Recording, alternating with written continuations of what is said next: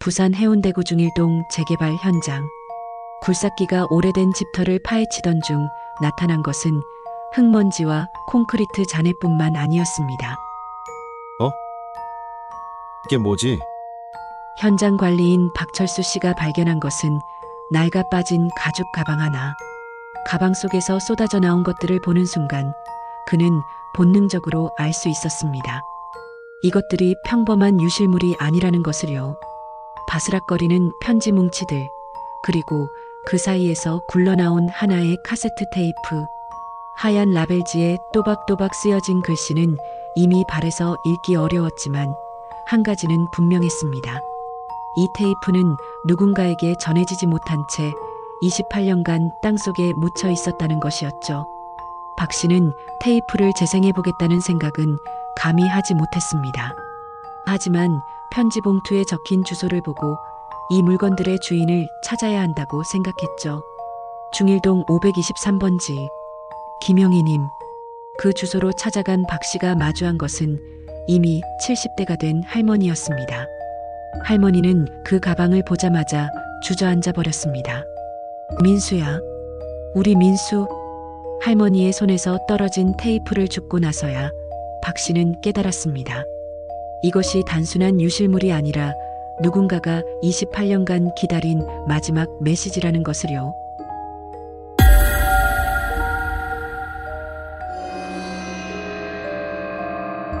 그렇다면 이 테이프는 언제, 누가, 왜 땅에 묻었던 것일까요? 그리고 김영희 할머니가 28년간 기다린 민수는 대체 누구일까요? 모든 것은 1992년 그해 봄날 아침으로 거슬러 올라갑니다. 3월 17일 화요일, 부산 해운대구 중일동. 새벽 6시 반, 김영희 씨의 하루는 언제나처럼 부엌에서 시작되었습니다. 좁은 부엌에서 나는 계란 후라이 굽는 소리가 가족들의 기상 나팔 역할을 했죠. 거실 한쪽에 놓인 2층 침대에서는 막내 민지가 먼저 일어나 세수를 하러 갔고 위층에서는 민수가 여전히 잠들어 있었습니다. 평소보다 늦게 일어나는 큰아들이 신경 쓰였지만 영희 씨는 고등학생이라 피곤할 거라고 생각했습니다. 민수야, 밥 먹어라. 영희 씨가 부르자 민수가 침대에서 내려왔습니다. 하지만 뭔가 달랐습니다. 평소 같으면 세수도 대충 하고 급하게 밥을 먹었을 텐데 그날은 유독 꼼꼼히 씻고 나왔죠. 머리도 평소보다 단정히 빗었고 교복도 구김 하나 없이 입었습니다. 식탁에서 민수는 계란 후라이를 먹으면서도 자꾸 시계를 쳐다봤습니다. 민지가 그런 오빠를 신기하게 바라봤지만 딱히 말하지는 않았습니다. 엄마, 나 오늘 늦을 수도 있어. 민수가 갑자기 말했습니다. 영희 씨는 젓가락질을 멈추고 아들을 봤습니다. 왜? 보충 수업이라도 있어? 응, 뭐 그런 거야. 민수는 대답이 애매했지만 영희 씨는 더 이상 묻지 않았습니다. 고등학교 2학년이면 공부할 게 산더미 같을 때니까요. 민수는 평소보다 천천히 밥을 먹었습니다. 마치 이 시간을 오래 기억하고 싶어 하는 것처럼요. 민지와 농담을 주고받고 어머니가 김치찌개 간을 맞추느라 고민하는 모습도 유심히 지켜봤습니다. 7시 반 민수가 가방을 메고 현관에 섰습니다. 평소보다 조금 무거워 보이는 가방을 어깨에 걸치며 그는 잠시 망설이는 듯 했습니다. 엄마, 그냥 건강해. 뭔 소리야, 이상한 놈. 영애 씨가 웃으며 대답했지만 뭔가 이상한 기분이 들었습니다. 하지만 그 순간의 불안감을 깊이 생각할 새도 없이 민수는 문을 나섰습니다. 그것이 가족들이 민수를 본 마지막 모습이었습니다. 그날 오후 4시 영희 씨는 처음으로 불안감을 느꼈습니다. 민지가 학교에서 돌아와 말했거든요. 민수가 학교에 나오지 않았다고요. 담임 선생님이 민지에게 오빠가 왜 결석했는지 물어봤다는 말을 듣는 순간 영희 씨의 가슴이 철렁 내려앉았습니다. 민수는 한 번도 무단 결석을 한 적이 없는 아이였거든요. 영희 씨는 급하게 민수 친구들에게 연락을 돌렸습니다. 하지만 아무도 민수를 보지 못했다고 했습니다. 심지어 가장 친한 친구인 정우조차 민수가 어디로 갔는지 모른다고 했죠. 해가 지기 시작할 무렵 영희 씨와 민지는 온 동네를 뒤지며 민수를 찾아다녔습니다. 학교 주변, 동네 게임방, 만화가게, 심지어 해운대 바닷가까지 다 돌아봤지만 민수의 흔적은 어디에도 없었습니다. 밤 10시가 넘어서야 영희 씨는 경찰서에 신고를 했습니다. 17살이면 사춘기잖아요. 보통 며칠 있으면 혼자 들어와요. 경찰관의 반응은 예상했던 것과 같았습니다. 단순 가출로 보고 접수해주겠다고 했지만 적극적으로 찾아주겠다는 말은 없었죠. 하지만 영희 씨는 포기하지 않았습니다. 이틀, 사흘이 지나도 민수가 돌아오지 않자 전단지를 만들어 온 동네에 붙이고 다녔습니다. 민지도 학교 친구들에게 부탁해서 오빠를 본 사람이 없는지 수소문했습니다. 일주일이 지났습니다. 보름이 지났습니다. 한 달이 지났습니다. 민수에 대한 단서는 그 어디서도 나오지 않았습니다. 마치 그날 아침 집을 나선 후 공기 중으로 사라져버린 것처럼요. 영희 씨는 점점 지쳐갔습니다. 낮에는 민수를 찾아다니고 밤에는 혹시 민수가 전화를 할까봐 잠도 제대로 자지 못했습니다. 민지 역시 오빠 걱정에 성적이 떨어지기 시작했죠. 그렇게 1년이 지났습니다. 2년이 지났습니다. 사람들은 영애 씨에게 이제 포기하라고 조언했습니다. 민수가 어른이 되어 어디선가 잘 살고 있을 거라고, 언젠가는 연락이 올 거라고 위로했죠. 하지만 영애 씨는 알고 있었습니다. 자신의 아들이 그런 아이가 아니라는 것을요. 민수는 절대 가족에게 걱정을 끼치는 아이가 아니었어요. 만약 어딘가에 있다면 반드시 연락을 했을 거예요. 그렇다면 민수에게 대체 무슨 일이 일어난 걸까요? 28년 후 발견된 그 테이프가 모든 답을 갖고 있었습니다. 73세가 된 할머니의 손은 오랫동안 떨렸습니다. 28년 만에 돌아온 아들의 흔적 앞에서 그녀는 무엇부터 봐야 할지 몰랐습니다. 민지도 어머니 옆에 앉아 함께 떨고 있었죠. 지금은 40이 넘은 나이가 되었지만 그 순간만큼은 14살 소녀로 돌아간 것 같았습니다. 가방은 세월의 흔적이 역력했습니다. 가죽이 딱딱하게 굳어 있었고 곳곳에 흠집이 나 있었죠. 하지만 내용물들은 비닐봉지에 쌓여 있어서 비교적 보존 상태가 양호했습니다. 첫 번째로 꺼낸 것은 편지 뭉치였습니다. 모두 15통의 편지가 날짜 순으로 정리되어 있었는데 가장 오래된 것은 1992년 1월 5일 날짜였습니다. 민수가 실종되기 2달 전이었죠. 영희가 첫 번째 편지를 펼쳐보는 순간 익숙한 글씨체가 나타났습니다. 분명 민수의 글씨였습니다. 하지만 내용을 읽기 시작하면서 영희는 점점 혼란스러워졌습니다. 편지는 누군가에게 보내는 형식으로 쓰여 있었는데 그 누군가가 누구인지는 편지 어디에도 명시되어 있지 않았습니다. 다만 매우 정중하고 간곡한 어조로 쓰여 있었죠. 걱정하지 마세요. 제가 모든 걸 해결할게요. 아직 시간이 조금 더 필요해요. 조금만 더 기다려주세요. 절대 포기하지 않을 거예요. 약속드려요. 편지의 내용은 단편적이었지만 한 가지는 분명했습니다. 민수가 누군가를 위해 무엇인가를 준비하고 있었다는 것이었습니다. 그것도 매우 절실하고 진지하게요. 두 번째, 세 번째 편지를 읽을수록 민수의 절박함은 더욱 커져갔습니다. 2월 중순경의 편지에서는 이런 구절이 나왔습니다. 아르바이트를 하나 더 구했어요. 편의점 새벽 근무예요. 힘들지만 괜찮아요. 목표 금액까지 거의 다 왔어요. 영희는 깜짝 놀랐습니다. 민수가 아르바이트를 하고 있었다는 사실을 전혀 몰랐거든요. 언제, 어디서, 왜 아르바이트를 했던 걸까요? 그리고 그 목표 금액이란 건 또 뭐였을까요? 민지가 어머니의 어깨 너머로 편지를 읽다가 말했습니다. 엄마, 오빠가 돈이 필요했나 봐요. 그런데 왜 우리한테는 말 안 했을까요? 영희도 같은 생각이었습니다.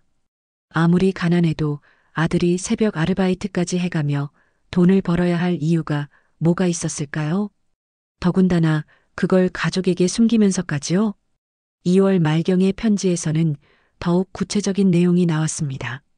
이제 정말 얼마 남지 않았어요. 3월 중순쯤이면 충분할 것 같아요. 그때까지만 조금 더 참아주세요. 제가 꼭 해내겠어요. 영희는 가슴이 미어지는 느낌이었습니다. 민수가 실종된 날이 3월 17일이었거든요. 아들이 말한 그 시기와 정확히 일치했습니다. 마지막 편지는 실종 전날인 3월 16일 날짜였습니다. 그 편지의 내용은 이전과는 확연히 달랐습니다. 내일이면 모든 게 끝나요. 드디어 약속을 지킬 수 있게 됐어요. 이 편지들과 함께 녹음해둔 테이프도 남겨둘게요. 혹시나 해서요. 정말 감사했어요. 영희의 손이 더욱 심하게 떨렸습니다. 이 편지는 마치 유서 같았습니다. 민수가 무엇인가 결정적인 행동을 취하기 직전에 쓴 것 같았죠. 엄마, 테이프를 들어봐야겠어요. 민지가 조심스럽게 말했습니다. 둘 다 두려웠지만 이제는 알아야 했습니다. 민수가 대체 무슨 일을 하려 했던 건지, 그리고 누구를 위해 그 모든 걸 준비했던 건지요. 영희는 오래된 카세트 플레이어를 꺼내왔습니다. 손이 떨려서 테이프를 넣는 데만 한참이 걸렸죠. 재생 버튼을 누르는 순간 28년 전 민수의 목소리가 스피커를 통해 흘러나왔습니다. 안녕하세요. 저는 하지만 목소리는 거기서 끊어졌습니다. 잠시 침묵이 흐른 후 민수가 다시 말을 시작했습니다. 이번에는 좀 더 안정된 목소리로요. 이 테이프를 듣고 계시다면 아마 제게 무슨 일이 생긴 후일 거예요. 영희와 민지는 숨을 죽이고 들었습니다. 28년 전 그날 밤 민수가 혼자서 녹음했을 그 절절한 목소리를요. 테이프 속 민수의 목소리가 계속 이어졌습니다. 제가 지난 넉 달 동안 아르바이트를 했다는 걸 이제야 말씀드려요. 새벽 5시부터 7시까지는 신문 배달을, 저녁 9시부터 새벽 1시까지는 편의점에서 일했어요. 주말에는 건설 현장에서 막일도 했고요. 영희는 충격을 금치 못했습니다. 민수가 그렇게 바쁘게 일을 하고 있었는데 전혀 눈치채지 못했다니요. 아들이 언제 잠을 잤을까요? 언제 숙제를 했을까요? 엄마는 제가 도서관에 간다고 생각하고 계셨죠. 늦게 들어와도 공부한다고 생각하셨고요. 죄송해요. 거짓말해서 정말 죄송해요. 민수의 목소리에는 깊은 미안함이 묻어 있었습니다. 영희는 눈물이 났습니다. 아들이 왜 그렇게까지 힘든 일을 감당해야 했을까요? 처음에는 신문 배달만 했어요. 새벽에 일어나는 게 힘들었지만 엄마랑 민지가 자고 있을 때라서 들킬 걱정은 없었거든요. 그런데 신문 배달만으로는 턱없이 부족했어요. 그래서 편의점 야간 근무도 시작했어요. 테이프에서는 민수가 잠시 말을 멈추는 소리가 들렸습니다. 물을 마시는 듯한 소리가 난 후 다시 이야기를 계속했죠. 편의점 사장님이 처음에는 고등학생이라고 안 해주려고 했어요. 하지만 제가 너무 간절하게 부탁드려서 시험 삼아 써주시기로 했어요. 야간 근무라 시급도 조금 더 주시고요. 민지가 어머니를 바라보며 말했습니다. 엄마, 그래서 오빠가 최근에 자꾸 피곤해 보였나 봐요. 맨날 졸고 있었잖아요. 영희도 기억났습니다. 지난 몇 달 동안 민수가 식사 중에도 꾸벅꾸벅 졸고 주말에도 늦게까지 잠을 자는 일이 많았던 거려. 그땐 사춘기라서 그런가 보다 했는데 아들이 그렇게 고생하고 있었던 거였네요. 가장 힘든 건 주말 건설 현장 일이었어요. 체력적으로 너무 벅찼거든요. 하지만 하루 종일 일하면 평일 사흘치 돈을 벌 수 있어서 참았어요.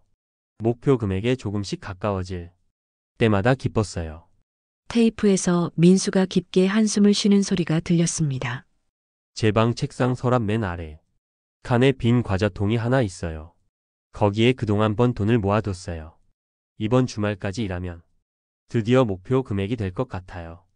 영희와 민지는 서로를 바라봤습니다. 그런 곳에 돈을 숨겨뒀다니요. 지금까지 한 번도 그 서랍을 자세히 들여다본 적이 없었어요. 민지가 조심스럽게 말했습니다. 엄마, 오빠 방에 가서 확인해 볼까요? 둘은 서둘러 민수의 방으로 갔습니다. 28년 전 그대로 보존되어 있는 방에서 책상 서랍을 하나씩 열어봤죠. 맨 아래 칸을 열자 정말로 낡은 과자통이 하나 놓여 있었습니다. 과자통을 열어보는 순간 둘은 말을 잃었습니다. 안에는 10,000원짜리 지폐들이 빼곡히 들어 있었어요. 대충 세어봐도 100만 원은 넘어 보였습니다. 1992년 당시로서는 적지 않은 금액이었죠. 이렇게까지, 우리 민수가 이렇게까지. 영희는 주저앉아 울었습니다. 아들이 이렇게 고생해서 모은 돈인데 정작 그 돈이 왜 필요했는지 모르겠으니 더욱 마음이 아팠어요. 다시 거실로 돌아와 테이프를 계속 들었습니다. 이 돈으로 모든 걸 해결할 수 있을 거예요. 정말 다행이에요. 처음엔 불가능할 줄 알았는데 막상 해보니 할 수 있더라고요. 물론 힘들었지만 마음만은 편했어요. 제가 할 수 있는 일이 있다는 게 얼마나 감사한지 몰라요. 민수의 목소리에는 뿌듯함과 안도감이 섞여 있었습니다.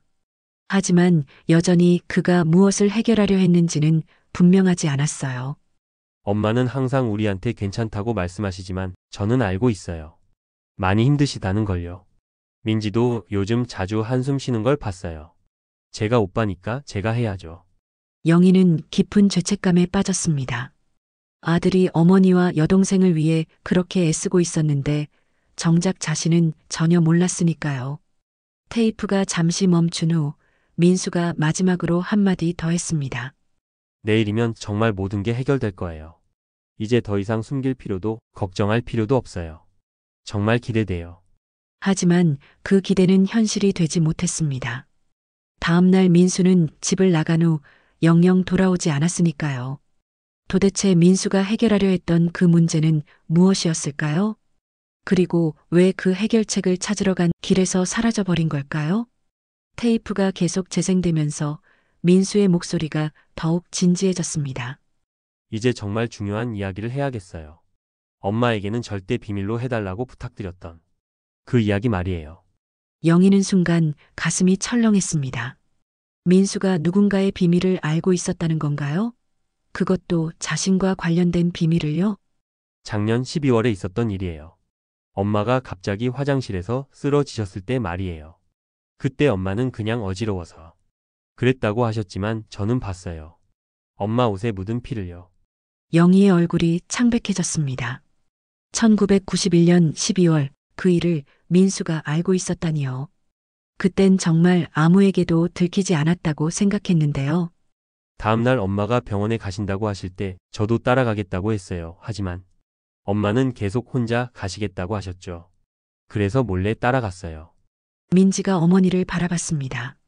엄마의 표정을 보니 뭔가 심각한 일이 있었던 것 같았어요.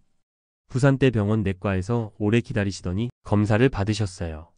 저는 멀리서 지켜보고 있었는데 엄마가 검사실에서 나오실 때 표정이 너무 어두우셨어요. 테이프에서 민수가 잠시 말을 멈췄습니다. 숨을 깊게 들이쉬는 소리가 들린 후 다시 이야기를 계속했어요. 그 다음 주에 결과를 들으러 가셨을 때도 따라갔어요. 진료실 밖에서 기다리는데 안에서 의사 선생님 목소리가 들렸어요. 영희는 이제 민수가 무엇을 알고 있는지 깨달았습니다. 그리고 동시에 아들이 왜 그렇게 필사적으로 돈을 모았는지도 이해가 되기 시작했어요. 수술이 필요하다고 하시더라고요.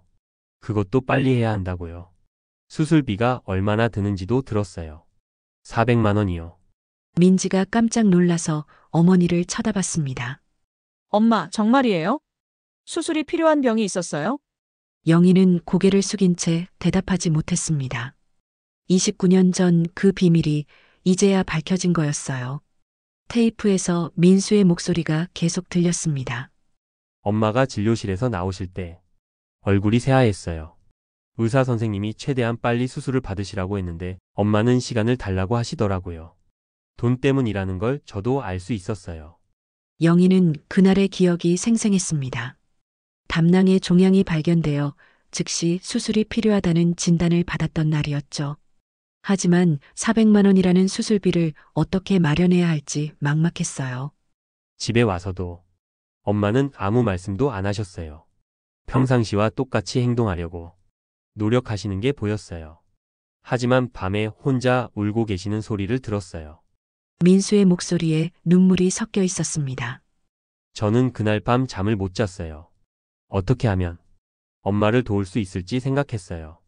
제가 할 수 있는 일은 돈을 버는 것밖에 없었어요. 그래서 다음 날부터 아르바이트를 알아보기 시작했어요. 영희는 이제야 모든 퍼즐이 맞춰지는 느낌이었습니다. 민수가 왜 그렇게 무리해서 일을 했는지, 왜 가족들에게 말하지 않았는지 이해할 수 있었어요. 엄마한테는 절대 말하지 말아달라고 의사 선생님께 부탁드렸어요. 제가 알고 있다는 걸 엄마가 아시면 더 괴로워하실 것 같았거든요. 민지가 울음을 터뜨렸습니다. 오빠가 그런 걸 다 알고 있었어요? 테이프에서 민수가 마지막으로 한 말이 흘러나왔습니다. 처음에는 400만 원이 너무 큰 금액이라고 생각했어요. 고등학생이 어떻게 그런 돈을 벌 수 있을까 싶었죠. 하지만 포기할 수는 없었어요. 엄마가 아프신데 가만히 있을 수는 없잖아요. 영희는 자책감에 무너졌습니다. 아들이 어머니의 병을 위해 그토록 애쓰고 있는 동안 자신은 아들에게 짐이 되지 않으려고 혼자 끙끙 앓고 있었던 거였어요. 넉 달 동안 정말 열심히 일했어요. 때로는 너무 힘들어서 포기하고 싶을 때도 있었지만 엄마 생각하면 견딜 수 있었어요. 그리고 드디어 해냈어요. 400만 원을 모았어요. 하지만 여기서 이상한 점이 있었습니다. 민수가 모은 돈은 100만 원 남짓이었는데 왜 400만 원을 모았다고 하는 걸까요? 테이프에서 민수의 목소리가 다시 들렸습니다. 물론 아르바이트만으로는 부족했어요. 그래서 다른 방법을 찾아야 했어요. 영희와 민지는 불안한 예감이 들었습니다. 민수가 말하는 다른 방법이 무엇일까요? 내일 그 일을 하러 가요. 조금 위험할 수도 있지만 다른 선택이 없어요. 엄마의 수술비를 위해서라면 무엇이든 할 수 있어요. 테이프가 여기서 끝났습니다. 하지만 가장 중요한 부분은 여전히 미스터리로 남아 있었습니다. 민수가 말한 그 위험한 일이 대체 무엇이었을까요? 영희는 민지와 함께 가방을 다시 뒤져봤습니다. 혹시 더 남은 단서가 있을까 해서였죠. 그때 가방 안쪽 주머니에서 또 다른 종이 한 장을 발견했습니다. 그것은 편지가 아니라 메모였습니다. 민수의 글씨로 급하게 쓰여진 것 같았어요. 간만부두 12번 창고 새벽 5시 일당 15만 원 위험수당 포함. 영희는 그 메모를 보고 온몸이 떨렸습니다.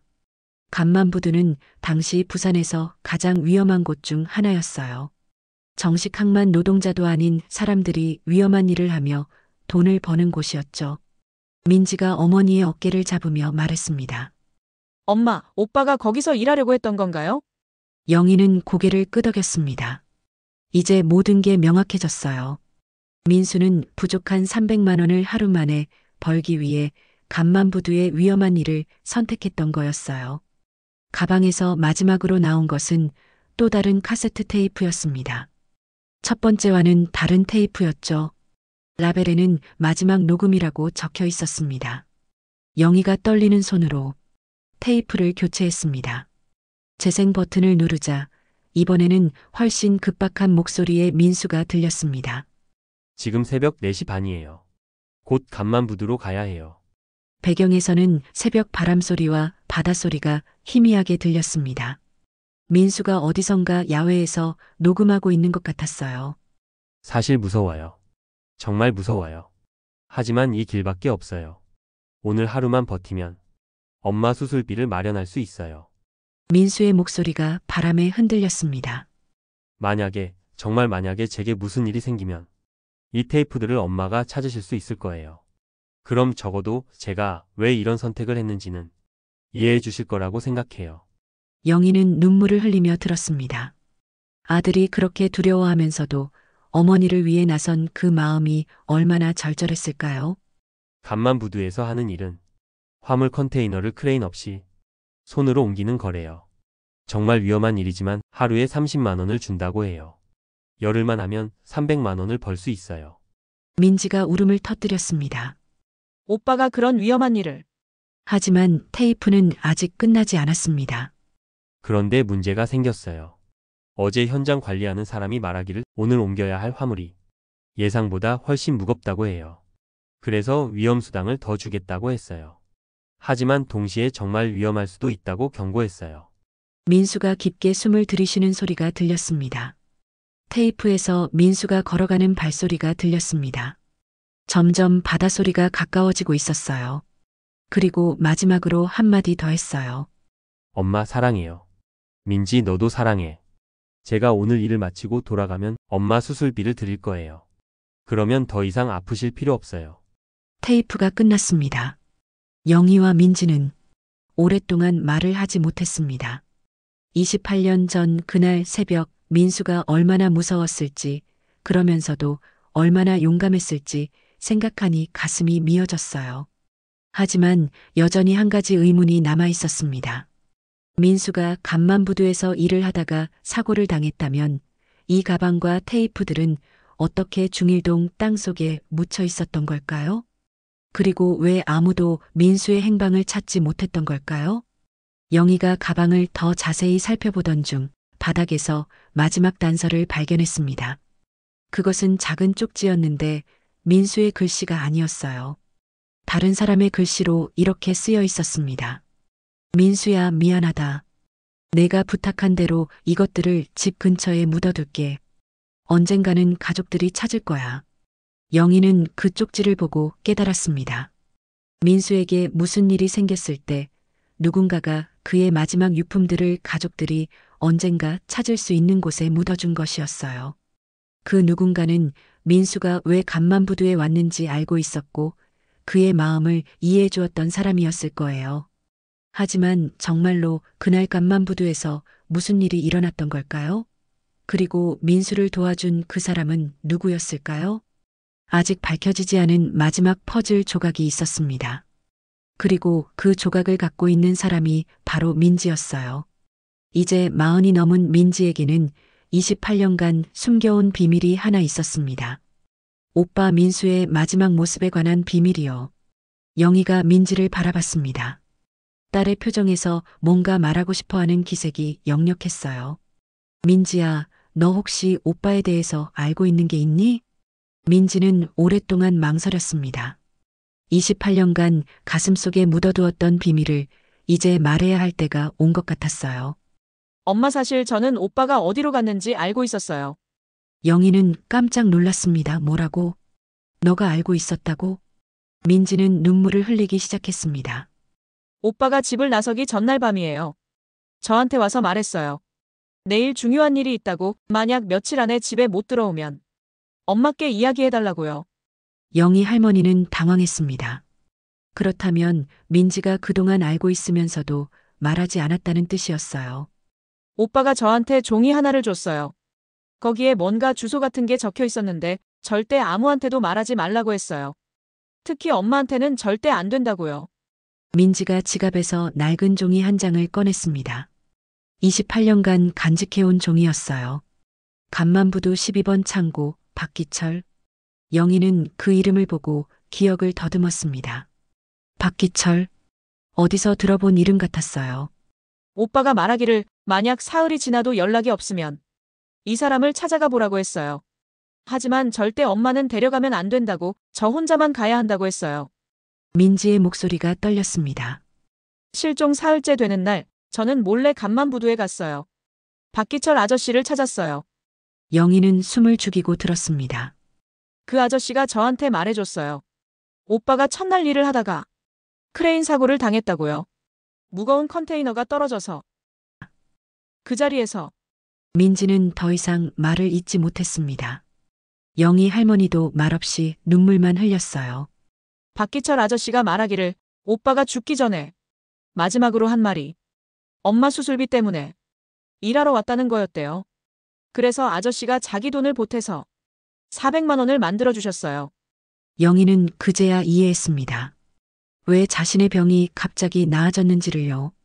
당시 익명의 후원자가 수술비를 대신 내줬다고 병원에서 연락이 왔었는데 그게 박기철 씨였던 거였어요. 아저씨가 오빠의 유품들을 주시면서 이건 나중에 엄마가 받아야 할 거라고 하셨어요. 하지만 지금 주면 엄마가 너무 충격받을 것 같으니까 적당한 때가 되면 주라고 하셨어요. 민지가 계속 말했습니다. 그래서 저는 그 가방을 집 근처에 묻어뒀어요. 언젠가 엄마가 받아들일 수 있을 때까지요. 그런데 세월이 지나니까 오히려 더 말하기 어려워졌어요. 영희 할머니는 딸을 꼭 안아줬습니다. 우리 민지가 28년 동안 혼자서 이런 걸 감당하고 있었구나. 미안해요, 엄마. 오빠가 그렇게 부탁해서. 그리고 엄마가 너무 슬퍼하실까봐. 모녀는 서로 안고 울었습니다. 28년 만에 모든 진실이 밝혀진 순간이었어요.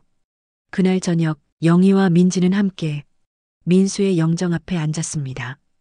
28년 동안 행방불명자로만 여겨졌던 아들이 이제는 가족을 위해 목숨을 바친 영웅으로 다시 태어난 기분이었어요. 민수야, 엄마가 미안하다. 영희가 아들의 사진을 어루만지며 말했습니다. 내가 그렇게 아픈 엄마를 위해서 우리가 전혀 모르게 그런 고생을 하고 있었구나. 엄마가 너한테 짐이 되어서 정말 미안해. 민지도 오빠의 사진 앞에서 사과했습니다.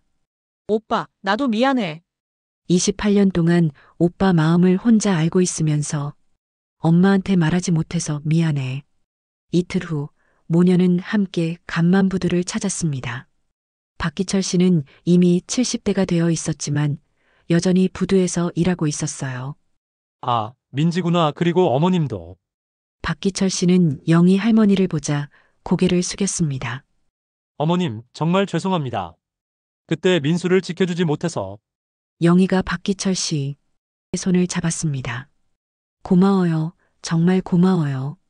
선생님이 아니었다면 우리는 영영 민수 마음을 몰랐을 거예요. 박기철 씨는 그날의 이야기를 들려줬습니다. 민수가 얼마나 성실하고 착한 아이였는지, 사고 당하기 직전까지도 어머니 걱정만 했는지를요. 그 애는 마지막까지도 엄마 수술 걱정을 했어요. 그래서 제가 약속했죠. 대신 수술비를 내드리겠다고요. 영희는 평생 잊지 못할 은혜라며 깊이 감사 인사를 드렸습니다. 한 달 후 민수의 제대로 된 장례식이 치러졌습니다. 비록 늦었지만 이제는 가족들이 민수의 진심을 온전히 이해할 수 있었어요. 장례식에는 박기철 씨를 비롯해 당시 민수와 함께 일했던 사람들도 참석했습니다. 영희는 이제 민수에 대한 기억이 완전히 바뀌었습니다. 집을 나간 아들이 아니라 가족을 위해 희생한 아들로요. 그 마음을 이해하니 슬픔보다는 고마움이 더 컸어요. 민지 역시 28년간 지고 있던 짐을 내려놓을 수 있었습니다. 오빠의 비밀을 혼자 간직하는 것이 얼마나 무거웠는지 이제야 털어놓을 수 있었어요. 민수가 살아서 우리 곁에 있었다면 좋았겠지만 영희가 민지에게 말했습니다. 그래도 이렇게라도 민수 마음을 알게 되어서 다행이야. 우리 아들이 얼마나 훌륭한 아이였는지 이제 알 수 있잖니. 현재 영희 할머니는 여든을 바라보는 나이가 되었지만 건강하게 살고 있습니다. 당시 박기철 씨 도움으로 받은 수술이 성공적이었거든요. 민수의 희생이 헛되지 않았던 셈이에요. 민지는 지금 자신의 아이들에게 삼촌 이야기를 들려줍니다. 가족을 위해 목숨을 바친 용감한 삼촌의 이야기를요. 때로는 사랑하는 사람을 위한 희생이 오해를 받을 수도 있습니다. 하지만 진심은 언젠가 반드시 전해지게 마련이에요. 민수의 마음이 28년 후에야 가족에게 닿았듯이 말이죠. 부산 해운대구 중일동, 그곳에는 이제 새로운 아파트들이 들어섰습니다. 하지만 그 땅 아래에는 한 청년의 숭고한 사랑이 영원히 기억될 것입니다.